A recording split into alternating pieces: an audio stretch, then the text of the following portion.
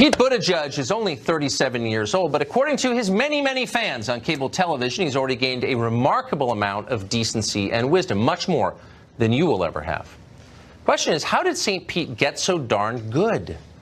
Well, it wasn't just his time at Harvard and McKinsey. It was also his service in the U.S. military, maybe especially his service in the U.S. military. He thinks that.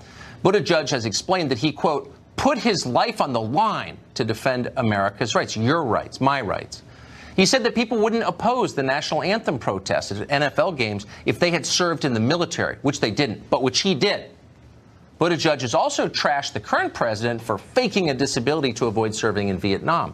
He's called Trump's bone spurs diagnosis, quote, an assault on the honor of this country, end quote, because only bad people avoided the Vietnam draft. That's the Democratic position now, amazingly. Don't tell Joe Biden. He got the same deferments that Trump did. Don't tell Bernie Sanders. He applied for conscientious objector status until he aged out of the draft. But there's a larger question here. As Peter Van Buren recently pointed out in The American Conservative, if Trump's military record is fair game, well, then so is Pete Buttigieg's. And here's the truth about Buttigieg's deployment to Afghanistan. Quote, Buttigieg did all of 6 months in 2014 as a reservist deep inside Bagram Airfield, mostly as a personal driver for his boss, locked and loaded inside a Toyota Land Cruiser. It's unlikely he ever ate a cold meal in Afghanistan. Mayor Pete is milking his service for all it is worth politically, stretching a short tour into civics lessons he suggests can't be learned any other way. Peter Van Buren joins us tonight. Mr. Van Buren, thanks very much for coming on.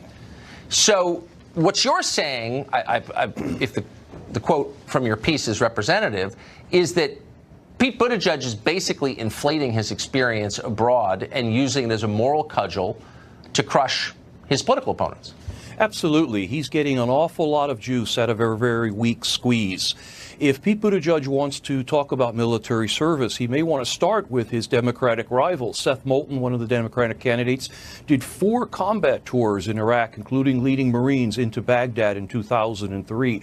Tulsi Gabbard did 2 military tours, one in Kuwait, another in combat in Iraq, and Buttigieg doesn't seem to equate any moral civics lessons to their service the way he does to his own relatively few months in Afghanistan. Look, no one decries his service. His work was honorable, and we applaud his standing up and taking the oath. But at the same time, to try to attribute some complex knowledge, some wisdom based on a relatively short time in a non-substantive position in Afghanistan is pushing things just a little too far, especially when he turns that cudgel against Donald Trump, while ignoring the fact that Joe Biden, after multiple deferments, the same number of student deferments that Dick Cheney got, that Joe Biden was found 1Y to not go to Vietnam simply because of his teenage asthma.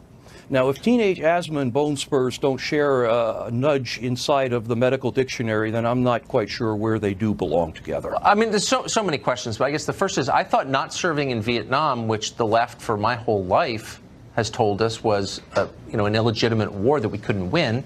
Since when did not serving in Vietnam, like Bill Clinton or Joe Biden, become disqualifying? When did that change? It's very interesting because, as you point out, Bill Clinton made extensive efforts to avoid serving in Vietnam, up to and including possibly trying to renounce his American citizenship at the U.S. Embassy in London. Bill Clinton refused to talk about those things, and he was elected to the White House. And in 1992, when he was running for president, the New York Times ran an editorial talking about the dishonorable war in Vietnam and how choosing not to serve in that war was almost a marker of morality as opposed to something negative. Unfortunately, when it comes time to criticize Donald Trump, Pete Buttigieg is quick to pull those things out from the history books and talk about actions completely out of context 50 years ago, while ignoring the fact that Joe Biden got the same deferments, Dick Cheney, George Bush, Dan Quayle, Mitt Romney, and Bernie Sanders all deferred out of Vietnam, and at the same time refusing to ask questions of his current generation, including AOC, about why they didn't serve when the opportunity to volunteer was in front of them. It's a great point. There is kind of a theme with Buttigieg, though. There's a lot of judgment going on, a lot of moral outrage, and you wonder how much of it exactly is justified. I mean, the idea that you're not allowed to be offended by some overpaid NFL star desecrating the national anthem because you didn't serve at Bagram Air Base with Pete Buttigieg. Like, who talks like that? Well, people who served at Bagram Air Force Base and who are not willing to place that service in proper context. They had great fresh bread there. A veteran friend of mine who served in 3 different wars tells me that the fresh bread at Bagram was worth the trip all by itself. So I'm sure we could ask Pete about that. This is symbolic of the group that he belongs to, the AOCs, who find ways to judge others completely out of context, pulling out old yearbooks, looking at photos in the pure light of 2019, when in fact the context speaks of something very, very different.